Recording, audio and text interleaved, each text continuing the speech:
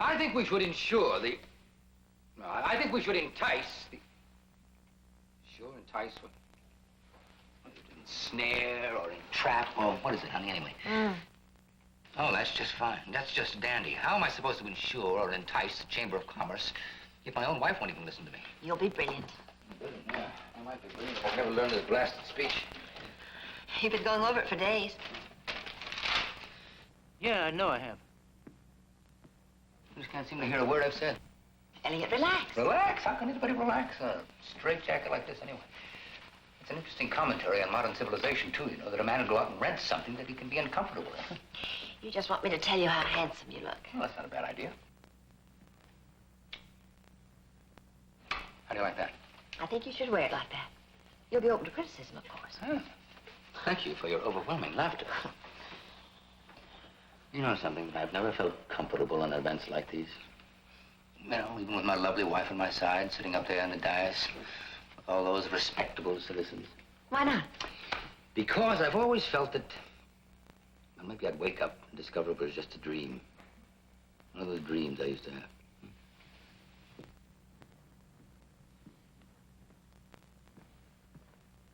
This is real, Elliot. All of it.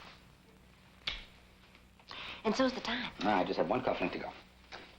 Hey, there, little fella. You little scamp, you. Hey, what are you doing in here? What have you got? Are you playing, eh? Well, not tonight, my little friend. Not tonight. Oh, here, puppy. Give it to me. Come on now. Come on. Oh, puppy. Baby asleep? No, he's in there kicking up a storm. You two managed to change the guard all right? Oh, I think Rachel's managed to tell me everything. Where is he anyway, Rachel? He's under the... Hey, here he comes. Hey, come here. Guess I'm going to have to do something with him anyway. What is this anyway? I'll take it. It's just an old buckle. Well, it certainly isn't mine. Well, I found it. The puppy liked it, so I let him play with it. It'll sharpen his teeth. Sharpen his teeth, eh? Well, I suppose it will. Here. Thank you. Well, Rita, let's go put Matthew to bed. Okay?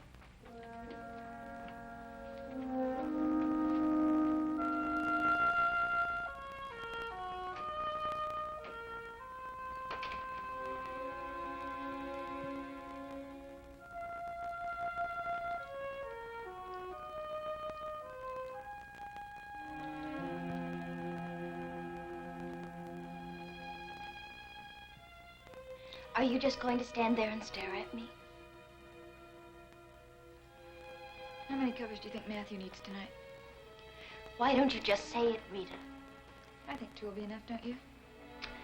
I had the chance to tell Mr. Carson where I found the buckle, and I didn't do it. Would you like to finish your bottle, Matthew?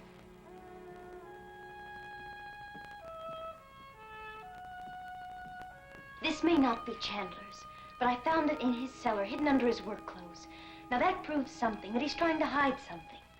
Now, if Mr. Carson knew about this, he'd try to find out what it was. And they'd tangle, and somebody would be hurt, Rita.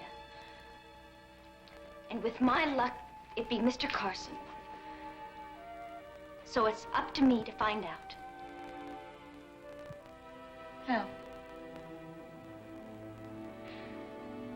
I thought of the way.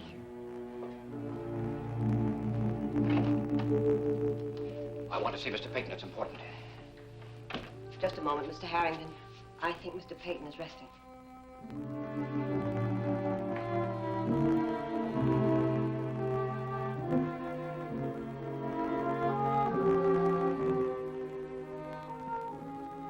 Mr. Peyton will see you, sir.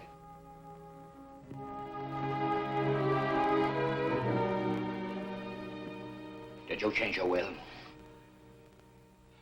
If I were a younger man, Leslie, I'd throw you out of this house. Answer me. If you live as long as I have, and I doubt it, you'll understand what a dilemma the choice of an heir can be. Have you disinherited my sons? My antecedents worked for generations to accumulate what I have. I just can't throw it away. I just can't leave it in the hands of incompetence. You have only one legitimate choice, and you know it. There's always more than one choice, Leslie. We both know that. Put yourself in my position. Hypothetically, of course. What position? You're cheating death every day. Cheating you. That's what you're really saying, isn't it? Someone has to force you to make one responsible gesture to offset the sins you've committed against your own flesh and blood. Leslie, stretch that primitive middle hand's mind of yours. Put yourself in my place. Take a cold look at the sons you sired. They're your grandsons. Yes, they're my grandsons. And my flesh and blood, too. But try to see them as the inheritors of wealth and power. First, there's Rodney. I'm very fond of Rodney. He's personable, considerate, almost aggressively thoughtful of others. Hardly the attributes for the administrator of a great estate. He's going through a very difficult period. Undoubtedly. But he's made it quite clear to me that he wants no part of me or what I have. An irresponsible attitude toward wealth and power, wouldn't you say? Because he wouldn't stay in this house and do your bidding? Imagine what Rodney would do if he inherited my estate. He's intelligent and mature.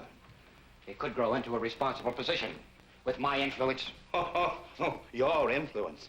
Leslie, my chauffeur's ex-wife has more influence over your grease monkey son than you have. I'm very fond of Norman, too. He's begun to face the responsibilities of life. He's married, going to college, trying to make something of himself. All of which I greatly admire. But Norman's not the man to inherit or manage my estate. He'd be the first one to admit it. I'll sue you if you don't name my sons as your heirs.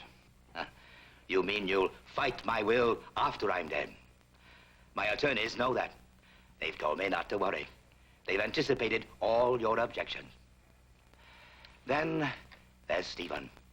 He's mature, responsible, successful. He's my grandson, too, you know. I never meant to exclude him. Of course he should be remembered in your will. Well, Leslie, you can see for yourself that of my 3 grandsons, the most suitable choice is Stephen. You have changed your will, haven't you? We were talking hypothetically, Leslie. Answer me. Good heavens, your face is getting red. Your blood pressure's rising perhaps too high. You have disinherited my sons, haven't you? Careful, Leslie. You may not survive to fight my will. Now, you listen to me. Everything all right, Mr. Peyton? Everything will be all right, Weber, as soon as you escort Mr. Harrington to the door.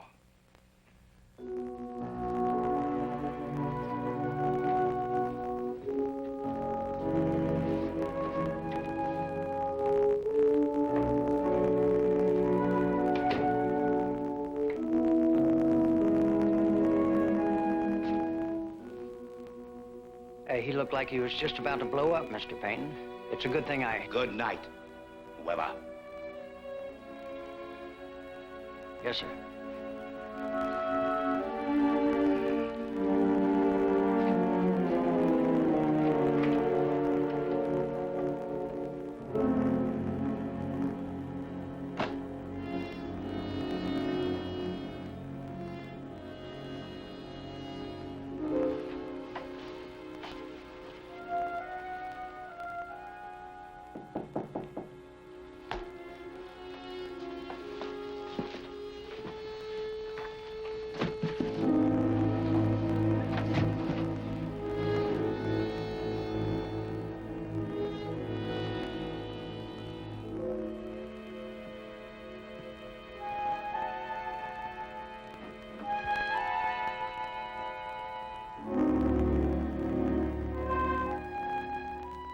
Hello, Uncle Jack.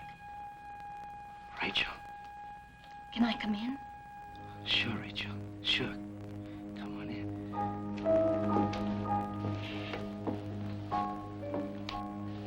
I can only stay for a minute. Stay as long as you like.